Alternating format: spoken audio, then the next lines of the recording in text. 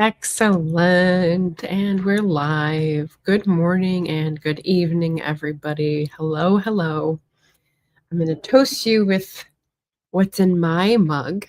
So, as I said in the chat, I switched it up to an herbal tea.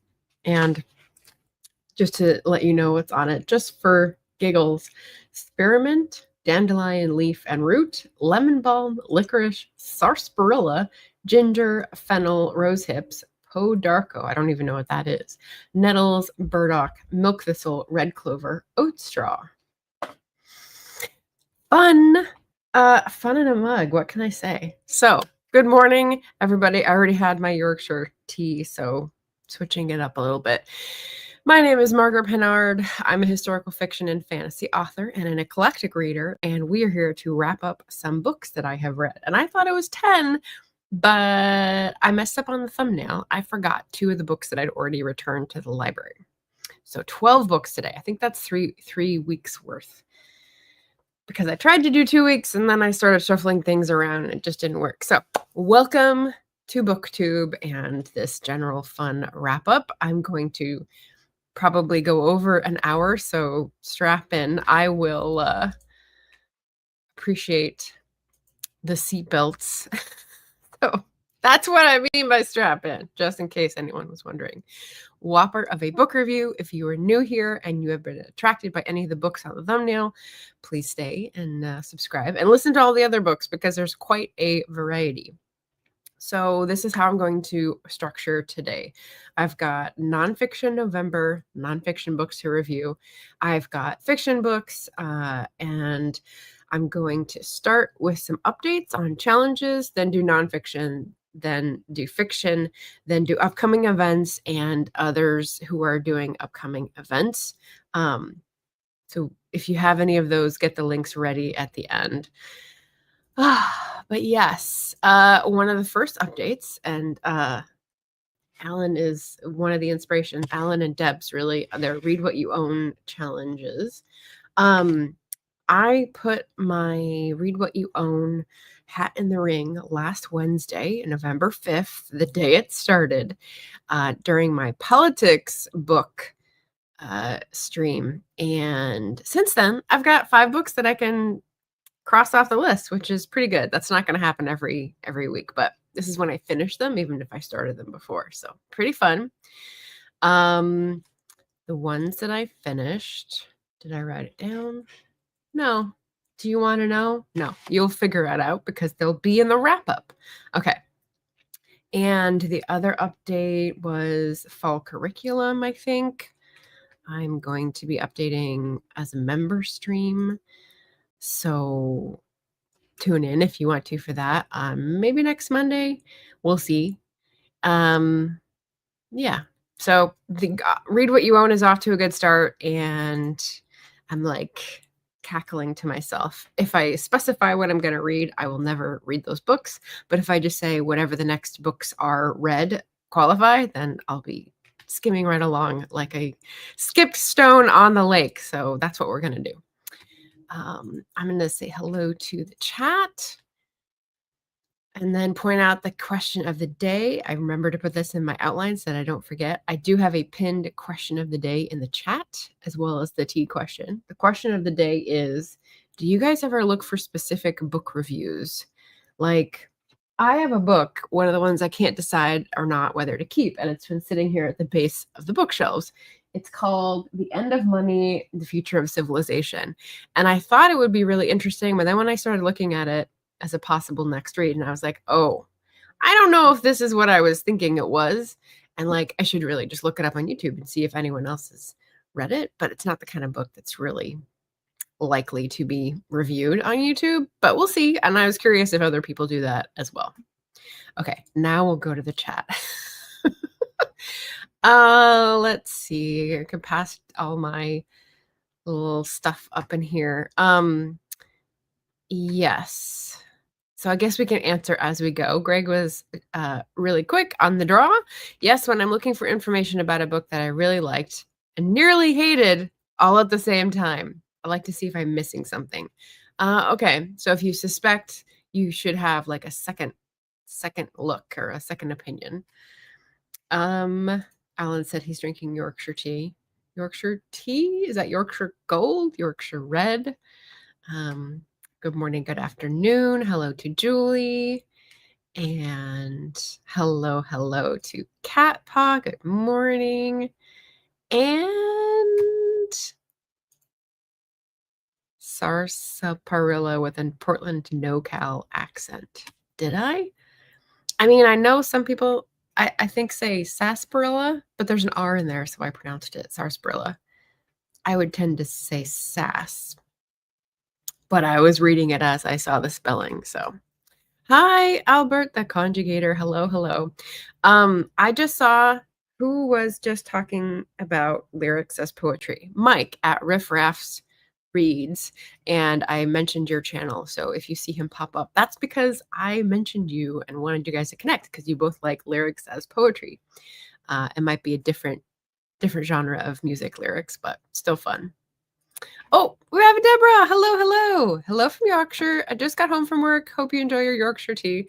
Yes, that tea is already drunk. This is the herbal tea with all the fancy things that I said right off the get-go. And hello, Shexy Lady, Kiana, hello, and Eva, hello. All I know about Yorkshire, I learned from Yorkshire Terriers. Very cute. Eva's got an answer. I've only once that I recall searched for a book review, specific one. I saw someone review the book in a positive way after I had DNF'd it, so I sought out other reviews. Okay, so again, like a second look, like you're questioning your own opinion, thinking you might have missed something like Greg. The nice one was interviewing the author and just being nice. Okay. Sips tea. We're all on the tea this morning. I love it. Hello everyone. I'm all welcome wagon today. Oh, Greg says, don't ask me about read what you own. Does this mean that you've already bought a book? Does this mean you've already caved like the Democratic leadership?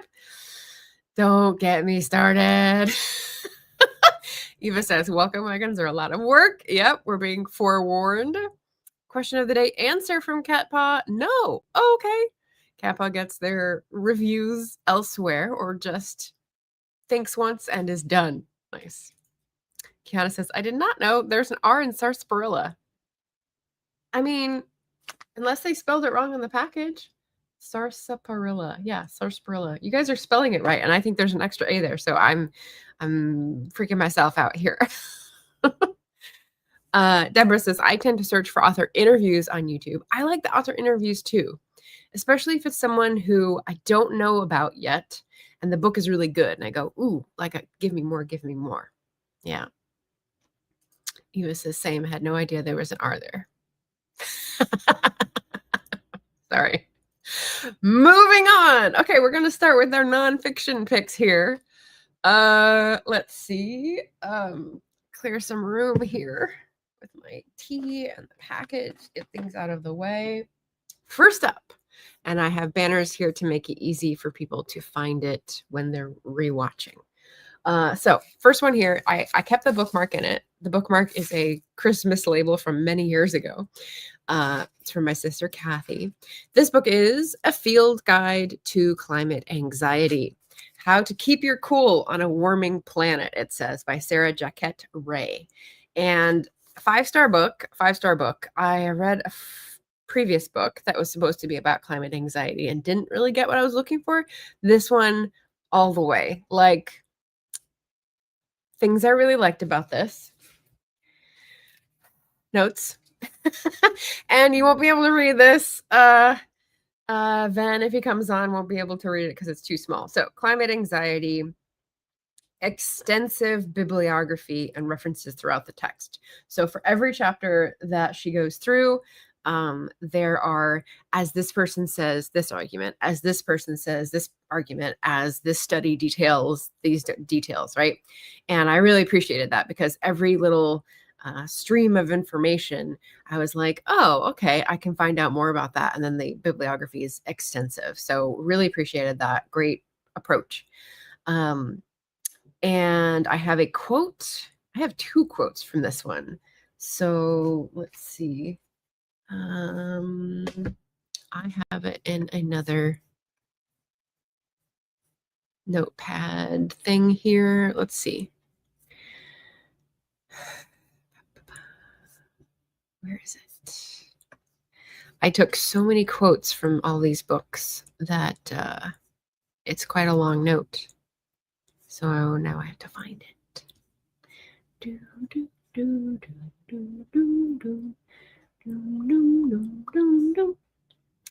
That will come later. There we go. It's at the very end. I should have remembered that, but there's too many books to remember. 12 books at once. Okay. So the book references Adrienne Marie Brown, who's a famous activist. And the first quote says, Brown turns this around, urging us to focus on critical connection more than critical mass. Build the resilience by building the relationships, end quote. Measuring success by the strength of our relationships is far more likely to result in fulfillment and a salve for our existential isolation. So I really like this. The activism book that I'm reading is making attempts to say that, but in a really convoluted way. So I felt like this was much more to the point. As you can see, it's not a very long book. So yeah, I just thought in my efforts to build up a in-person localized network of folks who are like-minded, wanting to support, do mutual aid, volunteer, and all that kind of stuff. That's my goal. And like hearing this builds the resilience better, and it's more likely to result in fulfillment. It's just like, yes, that's what I'm trying to work for. So that was really hopeful and affirmative.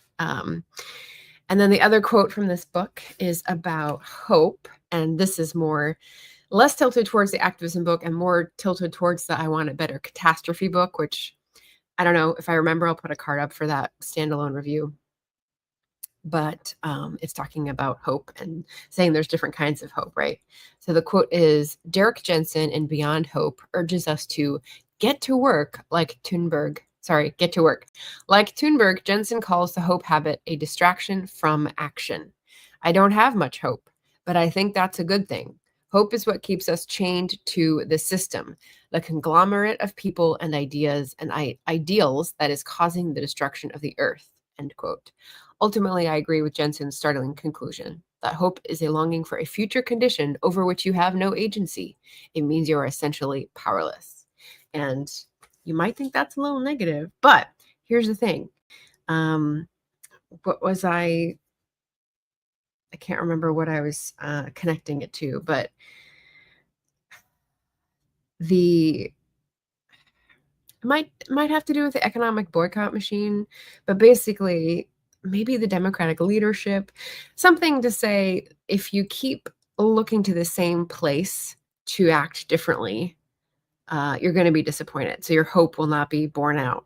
But if you have a different kind of hope, I think they call it a critical hope in this book. And I have been calling that more something like faith, that like you will find people who will be there for you and who will change the system and who will change their behavior because they think it's important. Then that can be borne out by your own efforts. So I just thought that was a good distinction and real talk.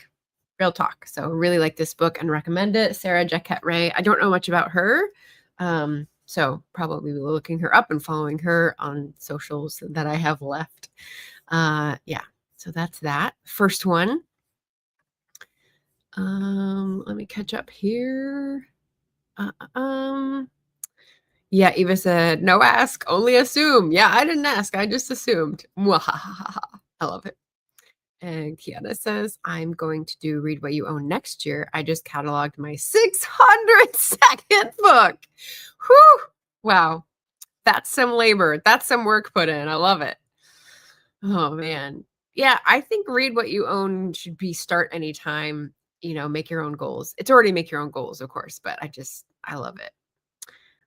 Jim is here. Hello, Jim. What was I going to do that was related to... Oh, I was going to do the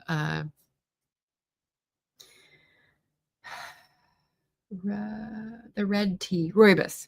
I was going to do a rooibos tea, and then I opted for this one instead because I'm saving the rooibos tea for my neighbor who actually grew up in Kenya. So she likes a rooibos tea as well. Oh, you took notes.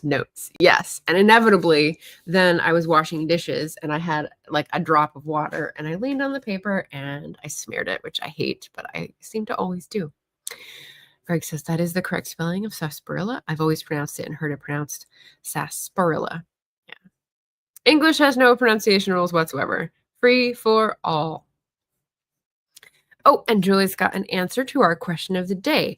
I check book reviews prior to buying. Ah, okay, interesting. We are all talking about after reading, but I think nonfiction books are generally rated lower than other books. That may not be true.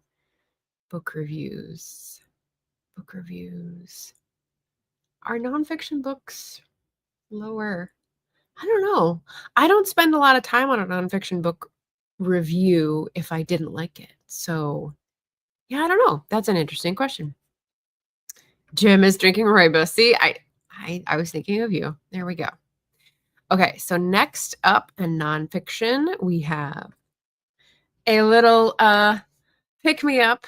So the context for this, since I love giving the bookshop context, is I was just feeling really stuck at home and I went out for a little walk on the east side, and there's this brilliant place called Cargo that is like a feast for the senses.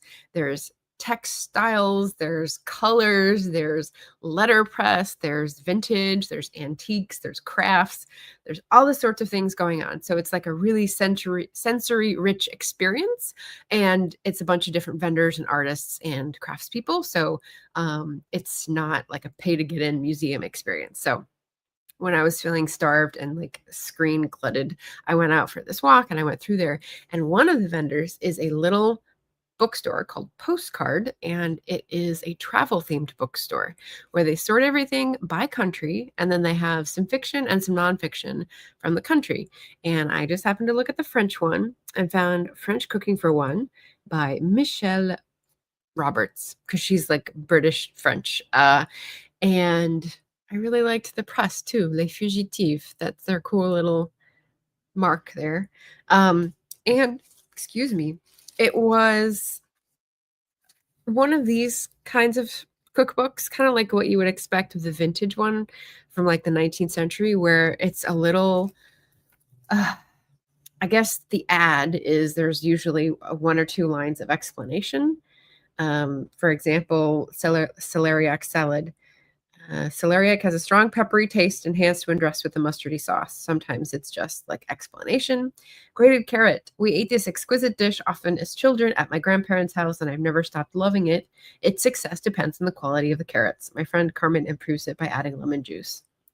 It's just like someone who's inviting you in, and each chapter, each category is started with like a personal story of her grandparents and like the not always great things they did, but the really interesting Normandy sort of childhood she had. So, yeah, I mean, not all of the chapters are going to be for me as a vegetarian, but I just really liked it. It just seemed very personable and chatty. And so a little cookbook, not like a big one to take up my cookbook shelf, but I did find some recipes that I might want to do.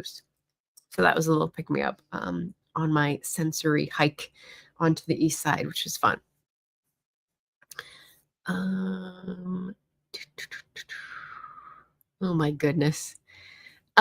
Jim says English does have some pronunciation rules, so he's not for the free for all. And then Greg said, did your neighbor from Kenya know Barack Obama when he grew up there? No, we're not going to dignify that. Deborah says, I only drink rooibos or herbal tea. Oh, no Yorkshire tea in our house in Yorkshire. Oh my gosh, I don't think I knew that. Or if I did, I forgot it since it's been years. But yeah, dang, this is like my British nanny never drinking tea or coffee or I don't remember what the third one, hot chocolate. She didn't like any of them. And so she was only a Ribena drinker, I think. Okay. C before I, E or Y is usually S. Okay, so Jim's giving us some pronunciation rules. And or K. And then Greg says, if a genie gave Democrats 3 wishes, they would negotiate it down to 1 and then use it on something they think Republicans would like. That is so sad and so true. I love your patterned annotation tabs. Oh, yeah. So they're just sort of like pretty illustrations. And they vary. I think sometimes I rotate them and sometimes I do all one for one book. I have no real system. It's just to be where it is on the page that I tried to mark. Thank you. All right, 2 down. The next one is a long one. So this one took a long time to read. This is Oxford by Jan Morris. Ta-da! So vintage copy, not really locatable. So I don't have a buy link down in the description for this one because Bookshop does not have a copy, unfortunately. Really good though. You could probably find it in a resale market. It's from the 60s and it was drafted, like updated, edited for 1970s, like mid 70s. So it's dated. It's 50 years old, but it's this beautiful biography of a city. And I can't remember if I've been to Oxford. I'm going to say no, because I'm hoping I would have remembered at the age of 15. And I don't from that trip when I was in high school with my family. So things to note about the author. Jan Morris is a trans icon of the 20th century, wrote for Rolling Stone, very famous writer, and really good. So I'm going to read a couple of quotes from here. But overall, let's see. I liked the approach of the chapter by chapter, because if you've heard me talk about some of the nonfiction I love most before, it's often because they take a subject and they look at it from different aspects, right? They put on different lenses and go, oh, what about this side of the issue? Or what about this side of the issue? And this is exactly what Jan Morris does for this book. And I would say the chapters, let's see, illustrations, chapters. So we've got town and country. We've got ornery, college spirit, fauna and flora, sorts and conditions, pleasures, the look of it, learning, vineyard of the Lord, talking about its religious history. Just like all these different things that evolve into the culture of a city, and looking at the history, and lots of anecdotes dropped. I could not keep up with them all because I'm not a British person who might be more familiar, but if you were, you'd probably be laughing a lot more than I was. And I was laughing a fair bit. So 1, 2, 3. Okay, I've got 3 quotes from this one. Let's see. The first one, I'm going to read them in a different order. So the first one has to do with Greg's comment. And let's see. I'm just going to do a search. There we go. That helped a lot easier. Okay, so this is from page 260. And it's talking about the Oxford Union. So the Oxford Union is like the debating society for all the colleges in the university. And if you don't know, Oxford University is like an entity, but it's not made up of one school. It's got all these different colleges that you would need to apply to. If you are in California, you may have like come up against this applying to UC Santa Cruz and been like, what is this? Because it's like the only college here that does it. But Oxford and Cambridge both do this, where they have a university overarching, but then they have lots of different colleges that have different specialties. So Oxford Union is the debating society for all of them. And it's a very unique institution. And they have basically taken the rules from Parliament and used that to train their college undergraduates to like learn how to debate on the floor of Parliament. So it's very similar, which would be very different for any American. But yeah, so it's like a training ground. And here's what Jan Morris had to say. Nowadays, an evening at the Union is only a convincing and sometimes alarming demonstration of the fragile artificiality of the English democracy, quivering always on the edge of anarchy and apparently at the mercy of strong characters. Sometimes you feel, when the president seems to be losing control, that the whole evening is going to break up in abuse and violence. Sometimes you can see how a swift and graceful stroke of repartee can dissolve an ugly situation in a trice and instantly restore the discipline of the debate. Sometimes, when the tough in the hairy jacket persists in his interruptions, ignoring the instructions of the chair and loudly supported by cronies at his side, Sometimes you may imagine how easily a forceful demagogue may break down the whole structure of democracy. Ta-da! 10 out of 10. Yeah, so like one of those eerily prescient passages where it just makes a lot of sense. So that was one about the politics situation. What else do I have? I've got one about my city. So here in Portland, we've got, I would say, a really good habit of acceptance where people are weird. That's our reputation. But people are also accepting. It's like, you do you, buddy. Like, have fun. This is the life. Like, this is what you get to live. Make it count, right? And I love that attitude. So, this is a little section that sort of made me think of Portland. Jen Morris writes, I know of no pleasanter place to write a book about.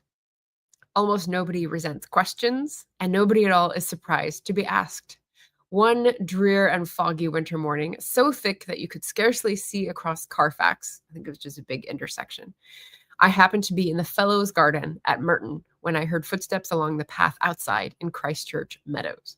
I pushed my head through the railings to see who could be out for exercise on such a day, and poised there like a gargoyle with my nose through the iron bars. I was just in time to see the warden of New College striding out of the haze. I must have been a disconcerting grotesque, suspended so eerily above him, but he was not taken aback, for he knew I was writing a book. Ah, he simply said, pursuing your investigations, I see. And with a measured tap of his walking stick, he melted into the mist. So that's another good example of like the just very characterful writing, and you can hear the personality in the text, which I love. So I like that. And then my third quote from Oxford is about the architecture, and this one made me laugh. And I actually posted in a little Discord where someone has a quotes vault. Lady Lovestead reads, and I really enjoy some of the ones that her group posts. So this is about architecture, and it's talking about St. Catherine's. So there are 34 colleges in Oxford University, and they started, I think, in the 1200s being built and being a school, and have continued right up to like the 1970s. They're still founding colleges with new names and everything, which is crazy to me. But this is in a recitation of the architecture and the look of the city. And so here's the last in a series. Noble, lastly, is the glittering modern building of St. Catherine's, designed by Dane Arne Jacobsen with a lordly disdain for the environment, and built in a series of enormous rectangles. I think it was built in the 50s. It is a severe, uncompromising thing, with its shivery expanses of concrete and its bare, portentous hall, like an assembly shed in a munitions plant, or a troll's gymnasium. Its vast windows are necessarily covered with net curtains. Its rose beds are dotted with odd, isolated walls, like baffles to obscure the noise of the jets. And its brick is a bilious yellow. It has clearly not grown up in these parts. But seen through the willows across the damp water meadow called Mesopotamia, this hulking, crouching, alien structure has a truly exciting grandeur. Not so calm or sublime as its predecessors, but possibly a little evil, like a younger son returned unannounced from foreign places and waiting to poison the air. Air, H-E-I-R, like the imagination in this, to picture architecture as like a younger son waiting to poison his older brother. It just made me laugh. So that was delightful. And that is all in Oxford, which if you can find a copy, and I would just recommend others by Jan Morris as well. She wrote about Venice, she wrote about other topics as well. So if you enjoy the sort of ornate, personality-full writing, definitely recommend 5 stars. And it's also like history, so love it. Let's see what we got here in the comments to catch up so that I understand what the context is. I know it clashes with book time with Elvis's live, but this is my regular stream time. I left a comment on Mike's post that said it must have been really hard for you guys to find a time in Texas and South Africa and Japan. I don't know if Mark is in Canada or Japan. I forget, but yeah. Jim used to live in Oxford. Excellent. Greg says Mark and Randy will talk about Jerome Kid Jerome, Shakespeare, and OnlyFans. You're now caught up with the other live. Yeah, I've done that before where I sort of pause and then listen to each one in 3 minutes sped up portions. That's fine. Or you can just rewatch. Deborah says, I would recommend the Bodleian Library at Oxford. Yes, amazing place to visit. Entrance ticket includes the room they use for debates. Can also explore online. The place is full of privileged history.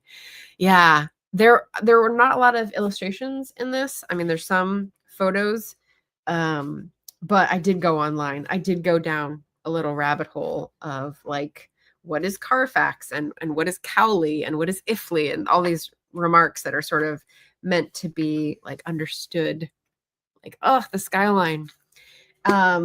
And so I did like see some little travel logs of people going into the city and saying what's worth it, and then compared it to Cambridge. Like I did go down a little rabbit hole.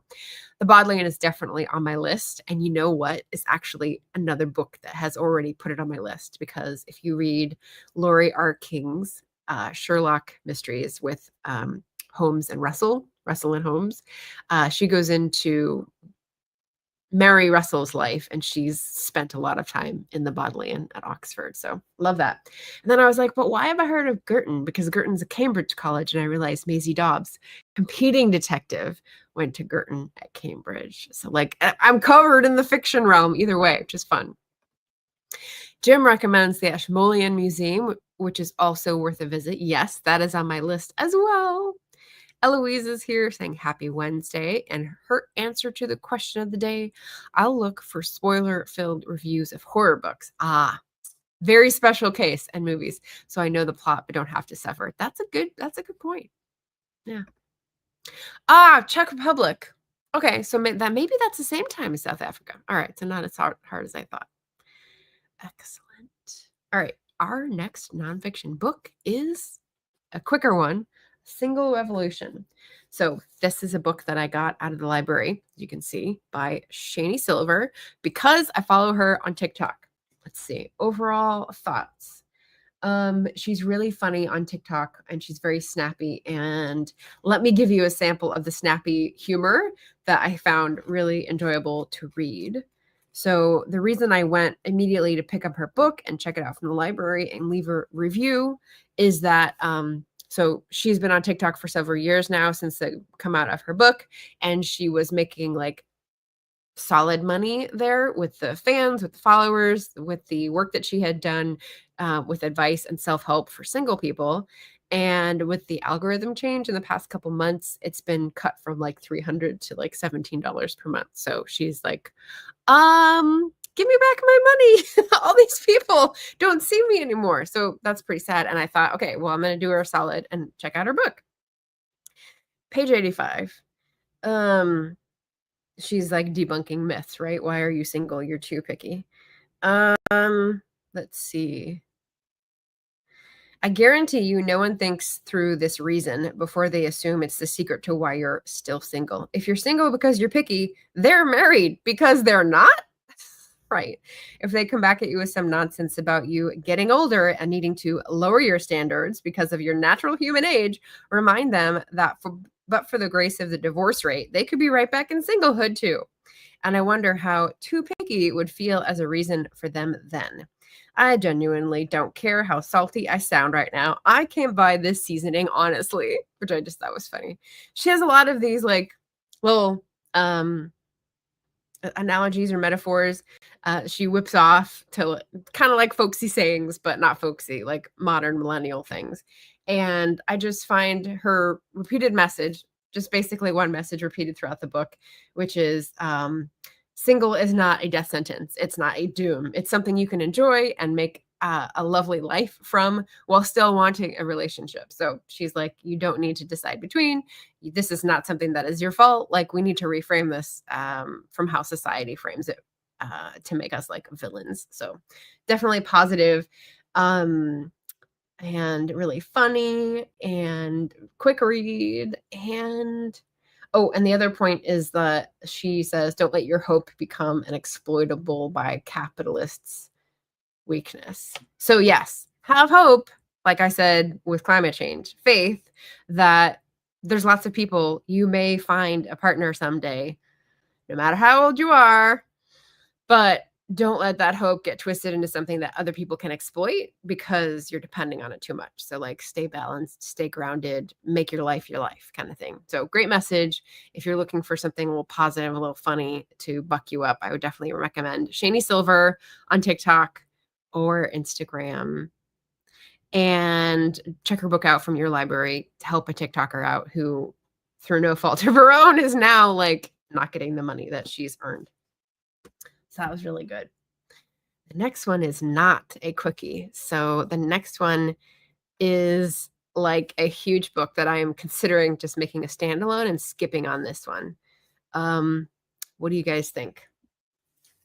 How many of you have read an Amitav Ghosh book? So he's more of a fiction author, but he departed from his fiction to write this nonfiction piece because of climate change. And I really love the cover. It's like a topo map. The Great Derangement to Climate Change and the Unthinkable. And I have lots of thoughts on this, and it may not fit into this format. So I may just say 5 stars, Climathon related, excellent theory, excellent details, lots of really cool stuff going on. I have the quotes. Let's see what I was going to put down. Here's the $2 shortcut version. It's weaving threads of empire and colonialism in a really well thought out way. The failure of cultural imagination, the literary form that we're all working in as novelists, the scientific framework and the division of science and magic or science and imagination. And just like there's so many pieces that he brings together to be like, oh, what about this? And what about this? And have you thought about this? Have you considered this? And it's just like really well done. He's thought about this for a long time.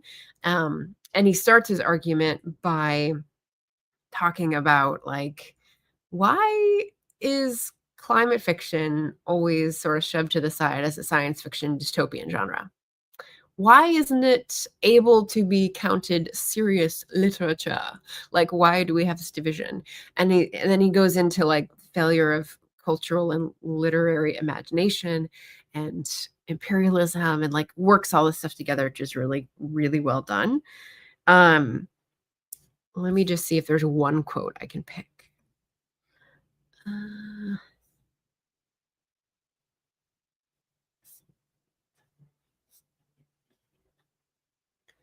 So the beginning is about recognition. I don't think that one.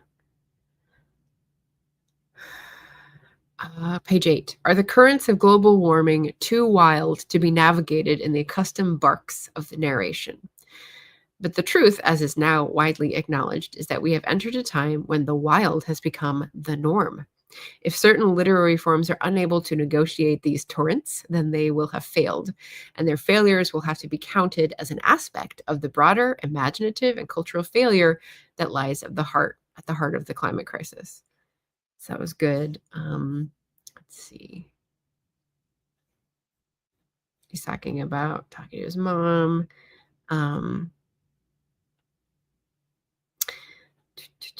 Okay. I will summarize this quote. He's talking about the fact that people who sourced these capitals of empire, like Mumbai, he goes into detail on Mumbai, and it really made me think about the book I'd read about Miami and the climate risk of Miami. That was a really fascinating nonfiction book, like 5 years ago as well. But when he talks about Mumbai, he says, like, as a capital of empire, the British put it here because they did not think that it was going to be vulnerable to any outside forces, because the predatory outside forces were them. So what did they have to worry about, right? They didn't think about the island sinking. They didn't think about sea level rise. They didn't think about storm surge. They didn't think about any of these things because they're all powerful. And that chutzpah is going to come back to bite them in the ass. So the point he's making is that basically the people who made these like engineering marvels, filling in earth and everything to build buildings on low-lying land. They did it by excluding all the things that could go wrong. And it's eerily similar to economists who just don't factor in the costs that aren't immediately connected. So like pollution as an externality. And if you've heard me rant about economics, you probably know this argument, but like simplifying things so much so that they look like they're good on paper is a scam, right? Economics in that way is a scam. It's like statistics that you can warp to your own side. And so I really like this because he's talking about you can't simplify down when we have to live in a real world where all these interconnected things are influenced and change and make us vulnerable. You have to take these into account. Like, what are you just going to say? Well,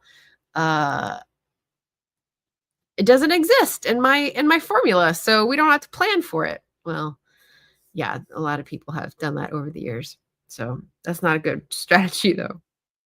And then 128. Oh, here's a good quote. If literature is conceived of as the expression of authentic experience, then fiction will inevitably come to be seen as false. But to reproduce the world as it exists need not be the project of fiction. What fiction, and by this I mean not only the novel, but also epic and myth, makes possible is to approach the world in a subjunctive mode. So language people, here we go, subjunctive mode. To conceive of it as if it were other than it is. In short, the great irreplaceable potentiality of fiction is that it makes possible the imagining of possibilities. And to imagine other forms of human existence is exactly the challenge that is posed by the climate crisis. For if there's any one thing that global warming has made perfectly clear, it is that to think about the world only as it is amounts to a formula for collective suicide. Again, ending on a positive note here. But I just thought that was a really good capture of thinking about things as they are is important for some things like planning, and thinking about things as they could be is important for some things like planning and others, right? Like there's different modes and we have to sort of investigate them all. So get comfortable, get uncomfortable. Yeah, so it was just a really, really good book, and I will probably do a standalone book review of The Great Derangement. Class. Okay, so now are the ones that I forgot to put on the thumbnail. Hi, Leslie. Alan has read The Nutmeg's Curse. Oh, is that an Amitav Ghosh book? Nice. And then Greg says, I went to a wedding reception where the bride and her bridesmaids were dancing to YOUNGFREESSS single. Interesting. Okay, I don't know that song, but I appreciate the cheer I assume is inherent in that. So 2 more nonfiction. We're still in the nonfiction, folks. Okay, and so for this one, ta-da, we're going to share the screen for the visual because I don't have it because I had to return it to the library. And this, 107 Days by Kamala Harris. Here, if Ben is watching this and if Noah is watching this, here is how you say her name. Kamala. Kamala. You do pronounce words with the first syllable, like Ven, like Noah, like Webster, like tons of words. So I don't know why it's so hard. But just to revisit that issue, there we go. It's off my back. I can talk now. Let's see. My notes. So this just came out. I was hot on the Hold trail and got it in my hot little hands. Couldn't renew it because there were too many people waiting. I found this to be a very quick read, a very emotional read, and a roller coaster. For those who don't know or don't remember, I don't know why you're here on my channel, but Kamala Harris was the Democratic nomination for president last year, and she lost. So this is an account of her campaign from the day she found out that she was going to be the nomination because Joe Biden was dropping out, up to losing the election, and a little bit of an epilogue. So I found this to be very measured. I wouldn't say she was pulling no punches, but she was sharp with her criticism.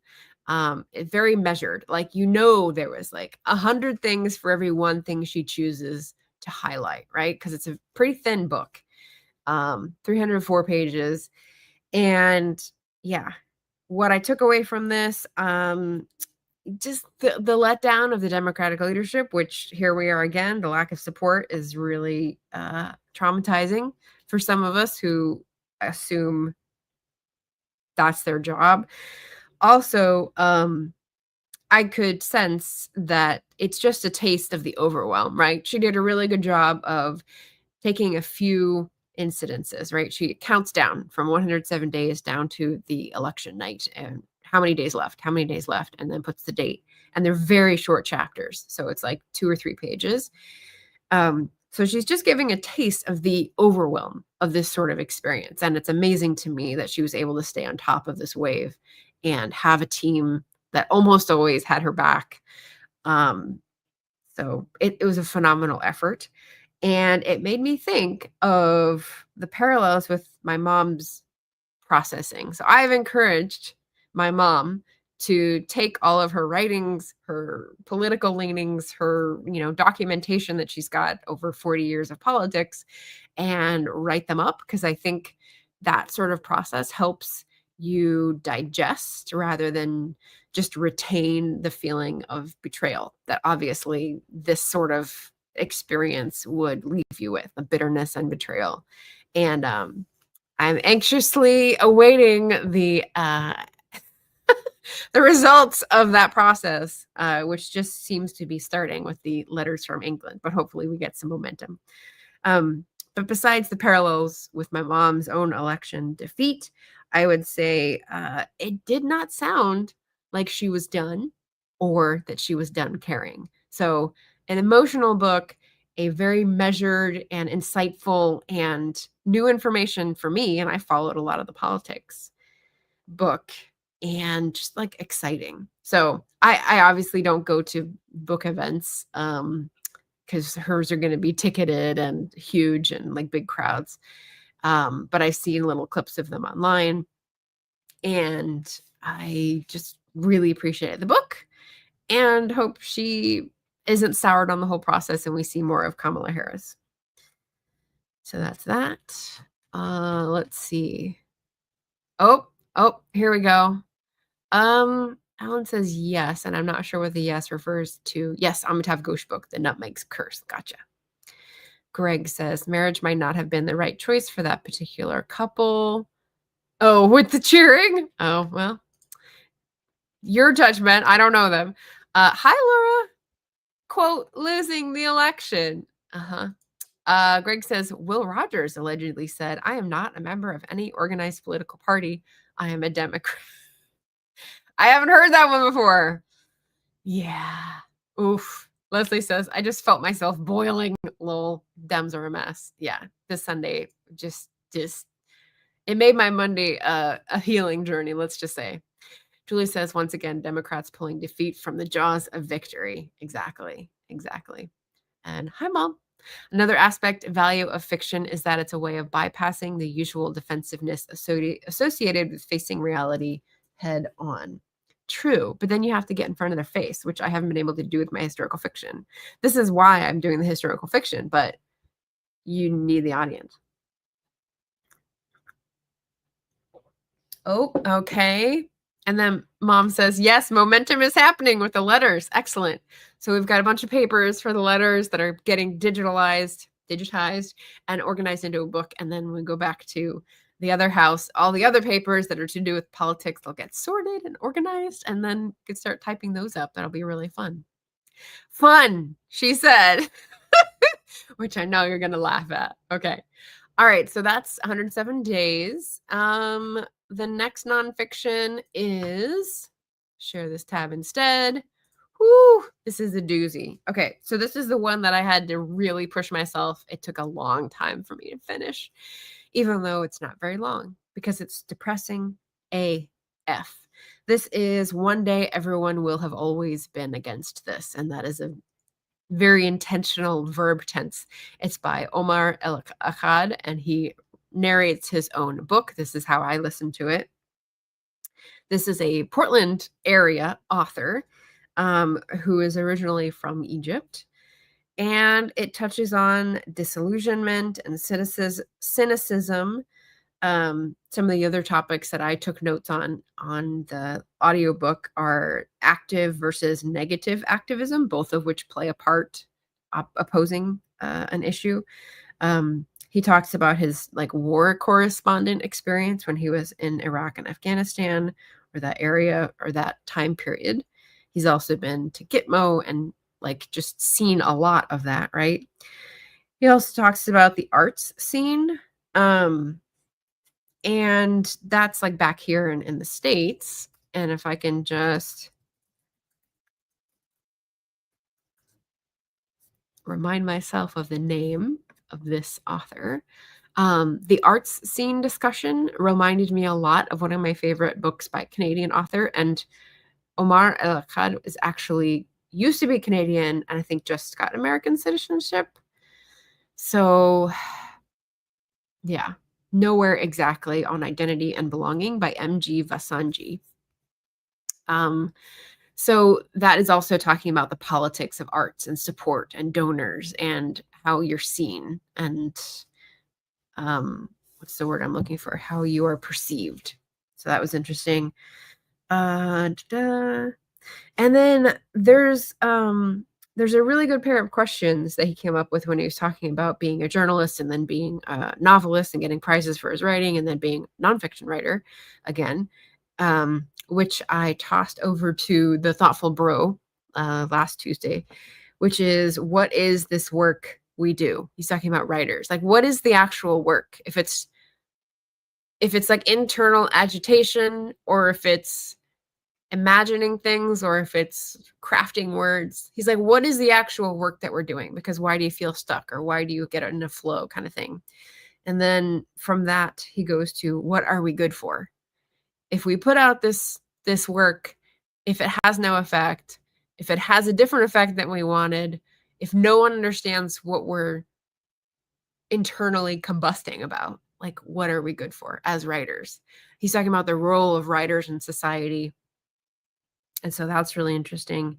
And then he talks about failing states and democracy and engagement, opposition, all this stuff. Okay, I just went into a lot of detail. I should have prefaced this by saying this book is about the genocide in Gaza.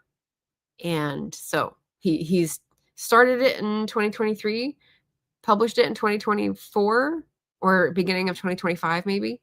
But it's like really current and, like I said, depressing AF, because there's still nothing being done to stop the violent bombs and strikes and starvation of Palestinians in Gaza. So yeah, he goes into that. And if you're looking for more detail or more nuanced understanding of how our role plays into that, this is a good book. I can't imagine what his book tour events are like, because there's very little relief of tension. There's very little humor. It's very ironic and sort of flat toned when his voice comes across. So interesting to have listened to, and a good thought provoker in terms of what is my role and what do I want to be seen as. But again, that's not the end all question. It's, what is the work, and what was the second book? What is the work and what are we good for? So it's interesting. Greg says, hello, soon to be famous author Peg. There we go. All right, so that is all my nonfiction. I'm gonna pause for a second. Whew, because that is a really tough book, yes, to talk about, and get ready for the fiction. So in the pause, what was I gonna do during the break? Let me get back to the right notepad. I did the Read What You Own update, 5 out of 25 down. I could give you the library update, which is that I have 11 checked out and 4 are ready to go back, which is good progress. I can see if we have any other question of the day answers. Let's do that. I was going to sing us this song. Yeah, I don't think so. Not with this voice. I need some more tea. Oh, okay. I guess I didn't have anything separate, so I'll keep going with the fiction. Let me make sure on banners. Yeah. Okay. So I'll jump right in. Fiction. I read a Joe Abercrombie book. It's called Half a War. I give 0 points for this kind of cover. Like, this is not a cover by Ven. I did not find this compelling, but it was in a pile for free. And I thought, oh, I know people have said Joe Abercrombie's a good writer. So even though this is like book 2 or 3, let's give it a try. And for some reason I picked it up. I don't know. You can never tell what makes me pick up a book because I am, read my lips, a mood reader. All right. So what was Half a War like? I have gone about this backwards. That's fine. We're going to start with this one. Gritty, tense, well plotted. I could definitely tell there were steps for the series clearly set up, which didn't bother me because I could just see where it was going. And the writing was good. Like I said, very well plotted, good action. But the way they set up the characters where the main protagonist, like there's 2 love interests sort of, and the love interest is like a wafy girl, and she has secondary characters to compare against, which are a very masculine secondary woman warrior and a very scheming secondary queen who's older. And I didn't really like that setup in comparison. And then the other love interest is like this violent but doesn't want to be ill-fated hero. And that just, as Eloise might say, it gave me a little ick. So I was just like, it's good, but it's just not my cup of tea. So maybe if there's a different series later on by Joe Abercrombie, I'll pick it up, try it out. But fantasy, 3.75 stars, like well written, enjoyed the action. It's set up so that it's like kind of like an Anne McCaffrey book in that you can tell they're alluding to the elves, and it's like our civilization, but like thousands of years in the future when they don't have any technology. And so they look at all our old technology and you're like, whoa, like, man, people are getting sick after visiting this site. Oh, it must be radioactivity. Like there's some obvious sort of tells that are kind of interesting. But yeah, fantasy for the most part. So yeah, that's the first fiction. What else? I had a specific order. Blackwater Rising and Sovereign together. Yeah, let's do those. Okay, so ta-da. I read one of the books, and I'm going to put up another card, if I remember, for Blackwater Rising, because this is by Attica Locke, who is one of the authors that I have multiple unread books for. Why do you get more than one book without realizing that you like the author yet, right? So I did a whole video about this because I had like 14 authors that I had more than one book of that I hadn't read any. And I thought, this is crazy. I gotta put a stop to this. So this is one of the authors that I said, I'm gonna read this right away. And it was super good. So it's kind of a big mystery thriller. It's like 420 something pages, Blackwater Rising. And this is not her debut, but I think it might be her second one. It is a book set in 1981 Houston. Overall notes, let's see. Great writing, kept getting worse for the protagonist. So I would read this in chunks and then I'd be like, oh no, like don't do that. Like it kept getting worse and worse and worse for the protagonist. And I was a little afraid. So I was a little reluctant to keep reading because I was like, this can't end well. but there is a satisfying ending, even though it's sort of like a happy ending. So it's fine. It's like a good perspective ending. So I liked it. There's lots of threads to try to discern the pattern from, which I really liked. So the main character is a lawyer who's got a checkered past because of civil rights involvement with the movement. And right now he witnesses a crime and then it's like, oh shit, I witnessed a crime. And so he gets caught up in like multiple different cases. There's the one he's trying where he's negotiating with a lawyer who may have involvement.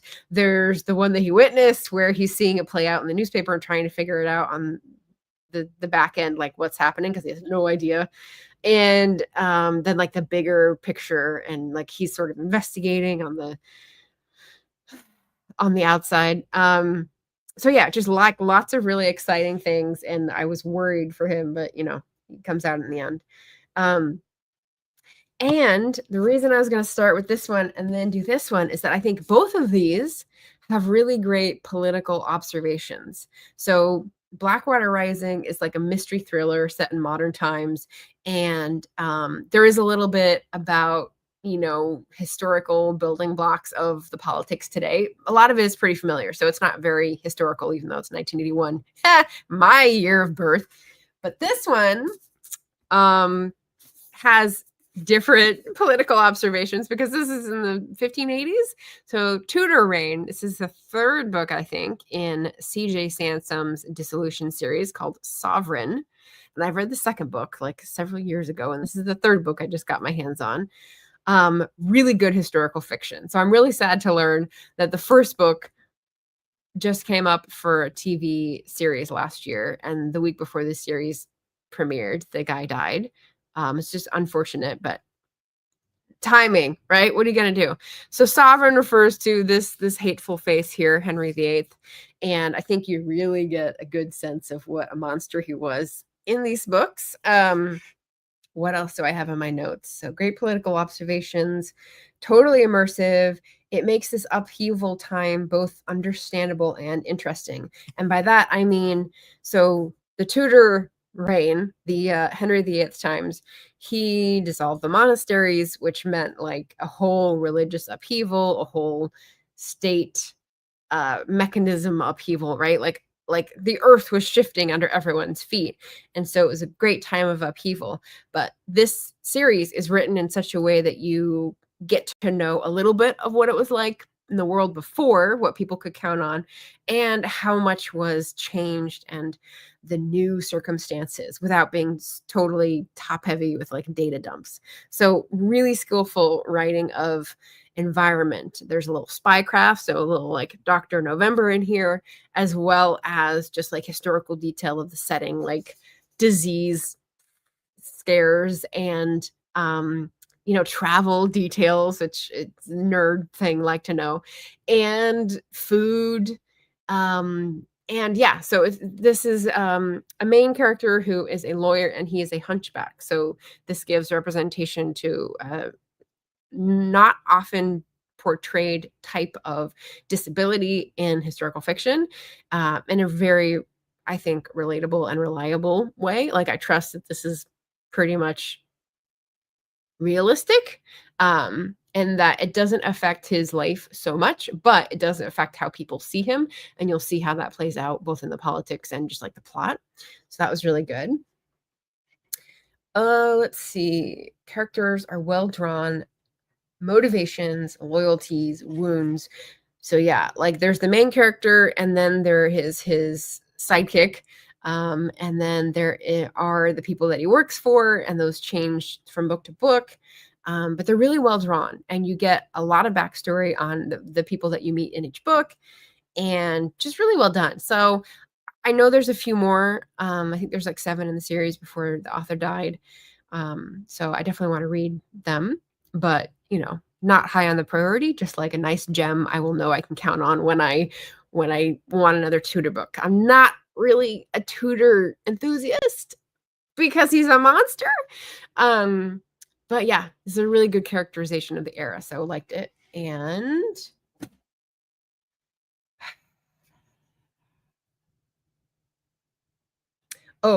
And like a little caveat I would say is that the murders are pretty spectacular. So the contrast is that the murders are pretty spectacular, the villains are pretty evil, whereas in this one, I feel like there's a lot more work trying to make it realistic and like gray instead of black and white, and you can't trust, you don't know. Whereas in Sovereign, it's kind of like, oh, yeah, like someone falling on a bunch of glass shards. That's like superhero movie death, you know? Like, so if that's not your thing, then that may grate a little, but I thought it was fine. It was good of a piece with the style. So it was good. All right, I've got 2 more, and they're going to be in my cozy era. So we're going to go with this one. I'm going to catch up with the chat just to make sure I can understand. Eloise, not the ick. Yeah, just not going to be my guy. That's fine. I don't have to like everyone. Okay, so this is the one I forgot to put in the thumbnail, which is Dinner at the Night Library by Hika Harada. This is a translated from Japanese novel, and it is not magical, but it is cozy. So I will let you know that I have been reading cozy translated novels lately, and I've got enough to make a video about them. So some are Japanese, some are Korean, and I will just let you know coming up, I'm going to do a video about these on the 21st. So next Friday.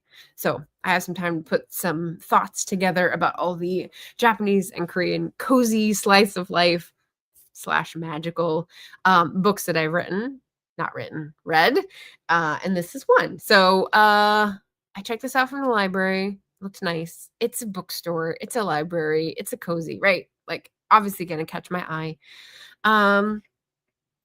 Overall, what you are looking for is not magical because the rules of the universe are different, but definitely magical in a rose-colored glasses kind of way. So people are optimistic here and a little bit naive, and that's sort of just the vibe of this type of book. So you kind of have to accept that. There's no grittiness like Joe Abercrombie. There's no gore, people falling on glass shards like CJ Sansom. Like, this is low stakes. That's what is meant by cozy.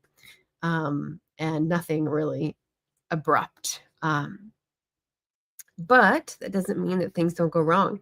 I think what you are looking for. Oh, wait. I see I mixed them up. There's 2. I did a list, and these are the only ones I put 2 in one row. Okay, so Dinner at the Night Library. It's not magical, but it's improbable or eccentric. So Dinner at the Night Library's premise is that this one young woman goes to look for a job. She's let go from her sort of like Barnes & Noble part-time job, which is not great anyway. And she applies to work from like a Twitter DM at this night library. And she's like, is this legit? I don't know. And then she gets hired on as part of the team. And the library is only open at night. It opens like 5 to 1 a.m., right? And it's like, what? And it's a library where you don't take the books out. It's just books that you can consult. And they're all books by famous authors. No, not books by famous authors. Books that famous authors owned. So it's the former libraries, personal libraries of famous authors that have bequeathed them to this library. So really weird, like eccentric, right? So improbable, but not magical. So this one beginning protagonist goes to work there. She's the newest employee, but there's like 5 other people, and they all have secrets. And I think what we end up with is celebrating the communitarian approach, which may feel very culturally Japanese, or that may be a very facile remark. I don't know. You can tell me in the comments. But basically, they have worries. They have one guy that's really upset. They find out why he's really upset. It gets ironed out. They have worries about, what is the ultimate thing that they end up solving? I don't remember. I remember by the end, we've gotten everyone's backstory, and like they all trade off helping each other. And what is the end? I thought about it, and I did remember the ending, and now I can't. Oh, I know. The owner of the night library's identity is a mystery. and we do see the reason for it by the end. So that's like the ending thing. So yeah, I mean, it was good. The only thing that I would say was a caveat is that there are weird point of view shifts. So like you think you're getting one person's point of view for the whole thing, and then it shifts midway to someone else in first person, and it shifts back to the third person close. And it's a little awkward, it's a little abrupt. But it's low stakes, it's cozy, it's set in a library. So it's not like, ruining my day. It's just like, what? So that's Dinner at the Night Library. And then the other one is What You Are Looking For is in the Library. And so that is one I have still in the library. Ta-da! This one has a cat on the cover too. So this was a little bit more positive and less mysterious. And like I said, this is the one that's magical with rose-colored glasses. It's basically, there's a neighborhood library and there's a reference librarian and there's a couple employees, and they do a lot of like skills classes and craft classes. And we go through, I don't know, like 5 or 6 different people who need to consult the library because something is going wrong in their life. And they go to the library for some pretense, on some pretense, and end up getting referred to the reference librarian, who is weirdly described as huge by everybody, which is sort of a weird thing. She seems perfectly happy with her life, and she somehow like magically knows what they need to read. So she recommends things that are totally off the wall, but they read them and it helps them fix like what they're working on, whether it's life balance or relationships at home or life purpose kind of stuff, which is really neat, which is nice. Again, like I said, magical, cozy, low stakes. It highlights the community and the roles within the community and their independence. So like everyone appears in each other's stories, whether it's helping someone find a job or realizing that they're the tutor in the computer class, or, just whatever connections are made. It's really fun. There's a gentle tone. It's very understanding of people's quirks. And so it works that into the whole community vibe. And yeah, it's like very nice, very gentle read by Michiko Aoyama. And I asked my brother if he'd heard of it, and neither had he or his wife. So I don't know how famous it is in Japan, but I think it's doing pretty well here in the US. So yeah. And that is all the books. Oh my gosh. How much are we over? 12 minutes. Okay. Oh boy. So we're to the end. I've just covered 12 books, 7 nonfiction, 5 fiction that I read in the last 3 weeks. And that has started me off with my Read What I Own challenge, and also helping me return books to the library and get rid of books in the house, although not all of them, and just getting ready for the end of the year. So how about you guys? I have my calendar chicken scratch here so I can let you know my upcoming events. I'm going to be doing the end of the year book tag this Friday. So we'll talk about the typical questions, and I might add a few. Then next week, I'll be doing more tags. So end of the year tag is sort of a tag. It's more of just a chat. And then Wednesday, I'll do the 10 biggest books tag and Read What You Own progress. And then Friday, as I said, I want to do a little highlight of cozy translated fiction for fall or winter reading. So that sort of follows the end of the year tag, because one of the questions for that is, do you have an autumnal transition book with autumnal vibes? So hopefully that'll help people who are looking for that. How about you? Who has upcoming events or videos or fun readathon successes that they're pondering? Deborah says yes to cozy translated fiction. That's always a win. And my library has What You Are Looking For is in the Library. It sounds like a fun concept. Cozy, low stakes, and set in the library. Yes, I'm going to give that one a go when I need some comfort. It's a good one. There's also like felting as a device, like a plot device, which is fun. And like good food mentioned. It's just really nice. Like it's a good cultural ambassador. So definitely recommend. Eloise, I'm not going to talk about how poorly I've been doing at reading. That's fine. You're on a writing deadline. You're in a writing-a-thon. So don't worry. You can't do everything at once. Jim says boop the like button. Did I forget? Did I skip? Or are you just speaking for him because I forgot? Ellen says a Dickens at Christmas, including group read of the Pickwick Papers starting December 1st. Inclusive? I know there's a Ghosts of Christmas Past readathon where you're reading ghost stories, including Dickens ghost stories. Is that overlapping with Dickens at Christmas? Oh my gosh, December 1st. I'm not ready for seeing December 1st, Ellen. That's just rude. Eloise says I should actually give myself a deadline. That might do something. I don't know. I thought your accountability mechanism was the report out on Instagram stories. Is that not working? Is that not working? Like button booped? Yay. Boop. So that is as far as I've planned ahead. What I have after that, so succession of tags for the next 3 videos. And then I was thinking I could probably do, hopefully, shine a light on my fabulous buddy readers. So that'll be Tiffany and Rachel. I asked Tiffany and she's potentially yes. And I haven't asked Rachel yet. So I should do that. There's 2 Dickens-ish events. Okay, so there's like an overlap with the readathons. That makes sense because Dickens is very Christmassy. I can't even do that consistently. Well, I definitely don't see it consistently because I'm not on Instagram all the time. What other ways are you keeping track? Are you like writing down how many words per session? I'm trying to think. Words per session is usually good for me to see building momentum. Greg says, I'm reading Pickwick with Alan and his team. Awesome.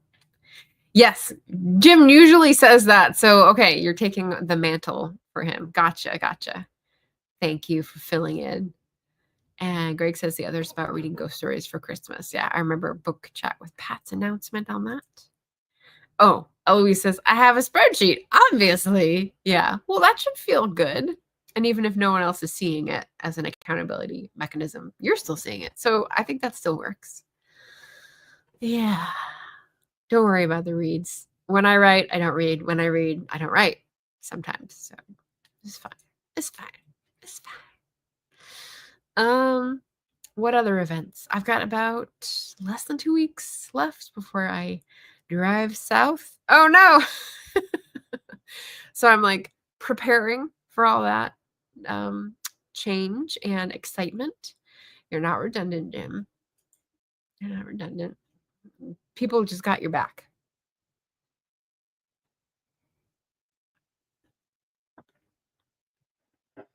So it's all good.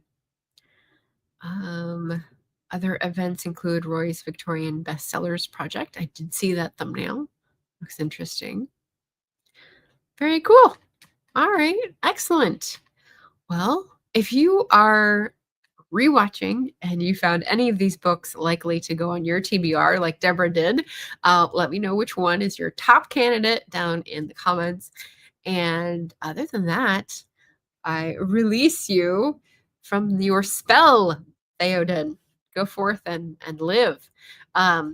Thanks for watching, everybody. Thanks for coming by. And I hope I inspired some books to be picked up or authors to be supported in some way. And happy reading. Take care of yourselves, everybody. You know, do what you need for your self-care and batten down the hatches for the holidays if you're an American. Okay. All right. Thanks, everybody. Take care. Leslie says this Saturday at 10 a.m. Pacific, I'm discussing Operation Nemesis with a guest. Awesome. Sweet. Okay. Saturday morning. Sounds like a good. I will have to call in from the farmer's market because I need to go to the farmer's market for my hazelnuts. inspired as always. Have a great day, everyone. Bye, y'all. See you later.